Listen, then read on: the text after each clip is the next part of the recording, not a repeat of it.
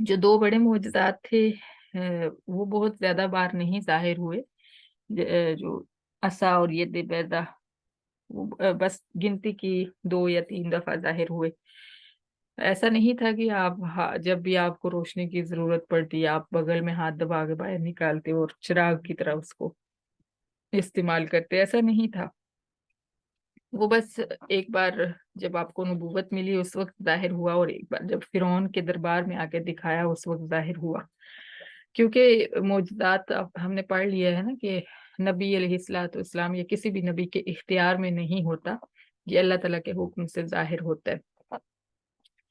تو اگر تو ان کے اختیار میں ہوتا تو ان کو جب بھی روشنی کی ضرورت ہوتی وہ ہاتھ کو بغل میں ملاتے اور روشن کر لیتے، لیکن ایسا نہیں ہوا۔ اسی طرح لاٹھی کا جو معجزہ تھا، جو سانپ بننے والا معجزہ تھا، وہ بھی ٹوٹل 3 دفعہ ہوا۔ ایک بار جب آپ کو نبوت ملی کوہ طور پہ اس وقت، اور کیونکہ اس وقت معجزات عطا ہوئے تھے، دوسری دفعہ فرعون کے دربار میں، اور تیسری دفعہ جادوگروں کے مقابلے کے ساتھ۔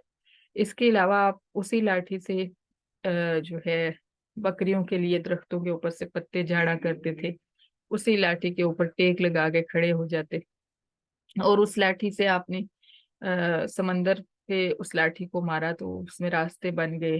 اسی طرح بعد میں جب میدان تی میں گئے اور وہاں پہ پانی قوم نے مانگا، پتھر کے اوپر اس لاٹھی کو مارا تو پتھر میں سے چشمے بھی نکل آئے۔ یعنی وہ صرف سانپ ہی نہیں رہتی تھی ہر وقت، سانپ وہ ٹوٹل 3 دفعہ ہی بنی تھی، اور یہ سب نبی کے اختیار میں نہیں ہوتا، نبی اپنے اختیار سے نہیں کر سکتا۔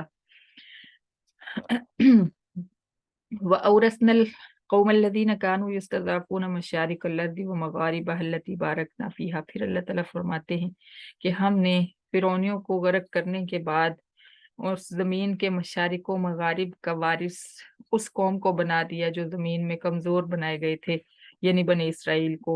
وَتَمَّتْ كَلِمَةُ رَبِّكَ الْحُسْنَىٰ عَلَىٰ بَنِي إِسْرَائِيلَ بِمَا صَبَرُوا، اور چونکہ انہوں نے بہت زیادہ تکلیفیں برداشت کی تھیں، اس وجہ سے تیرے رب نے جو ان سے وعدہ کر رکھا تھا بھلائی کا اور خوشحالی کا، وہ سب بہت اچھے طریقے سے اللہ تعالیٰ نے پورا فرمایا۔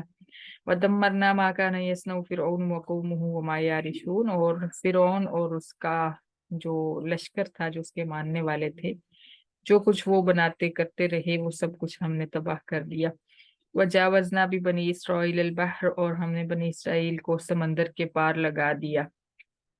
اب یہ ان کی تباہی کے بعد اگلا واقعہ اللہ تعالیٰ بیان فرما رہے، یعنی قوم فرعون کو غرق کرنے کے بعد اور بنی اسرائیل کو سمندر سے پار لگانے کے بعد آگے کیا ہوا کہ یہ ایک قوم کے پاس سے گزرے اور ان کو دیکھا کہ وہ بتوں کی پوجا کر رہے ہیں۔ سارے بنی اسرائیل جو تھے وہ مخلص نہیں تھے، کچھ اندر منافق بھی چھپے ہوئے تھے حضرت موسیٰ علیہ السلام کے ساتھیوں کے ساتھ، جیسے نبی علیہ الصلوۃ والسلام کی مجلس میں بھی منافق ہوا کرتے تھے۔ ہر مجلس میں منافق ہوتے ہیں، سارے ایک جیسی سوچ اور ایک جیسا ایک عقیدہ اور ایمان لے کر نہیں بیٹھے ہوتے۔ تو اللہ تعالیٰ نبی علیہ الصلوۃ والسلام کی مجلس میں بھی ہوتے تھے اور حضرت موسیٰ علیہ السلام کے ساتھ بھی تھے۔ تو ان میں سب سے بڑا منافق جو تھا سامری تھا، ان کا سردار، جس نے بچڑا بنا کے دیا ان کو۔ تو ان منافقوں نے جب دیکھا کہ یہاں پہ ایک قوم ایک بت بنا کے اس کے سامنے عبادت کے لیے بیٹھی ہوئی ہے، تو انہوں نے حضرت موسیٰ علیہ السلام سے کہا کہ ہمیں بھی ایک بت بنا دو تاکہ ہم اس کے سامنے بیٹھ کے اللہ کی عبادت کریں۔ یہ لوگ، ان کو شیطان یہی دھوکہ دیتا ہے، قبروں کو کے پجاری جو ہوتے ہیں ان کو بھی اور بتوں کے پجاریوں کو بھی یہی دھوکہ ہوتا ہے کہ ہم یہاں بیٹھ کے اللہ کو پکار رہے ہیں۔ تو اللہ کو پکارنے کے لیے مسجدیں کیا کم ہیں کہ آپ قبر پہ جا کے بیٹھ گئے ہیں۔ تو یہ دھوکہ جو ہے شیطان ان کو دیتا ہے کہ ان کے قریب بیٹھ کے دعا مانگو تو زیادہ قبول ہوگی، ان کے توسط سے قبول ہوگی، اس طرح کی سوچیں۔ تو انہوں نے بھی یہ کہا کہ ہمیں ایک بت بنا دو تاکہ ہم اس کے سامنے بیٹھ کے اللہ کی عبادت کریں۔ قال انکم قوم تجہلون، حضرت موسیٰ علیہ السلام نے بڑا سخت ان کو ڈانٹا اور فرمایا کہ تم بڑے جاہل لوگ ہو۔ ان ہؤلاء متبر ما هم فیہ وباطل ما كانوا یعملون، یہ لوگ جو کچھ کر رہے ہیں، یعنی یہ شرک جو ہے یہ تو تباہ ہو جائے گا، اور یہ اعمال بھی ان کے ضائع ہو جانے والے ہیں جو یہ کر رہے ہیں۔ قال غیر اللہ یبغیکم الہ وهو فضلکم علی العالمین، پھر فرمایا کیا میں اللہ کے علاوہ کوئی اور معبود تمہارے لیے تلاش کروں حالانکہ اس نے تمہیں تمام جہان والوں پر فضیلت بخشی ہے، یعنی اس دور کے جتنے لوگ تھے ان پہ تم کو فضیلت دی ہے، تمہارے اندر نبوت کا سلسلہ رکھ کے اور تمہیں نبی کا ساتھی بنا کے تمہیں فضیلت دی ہے۔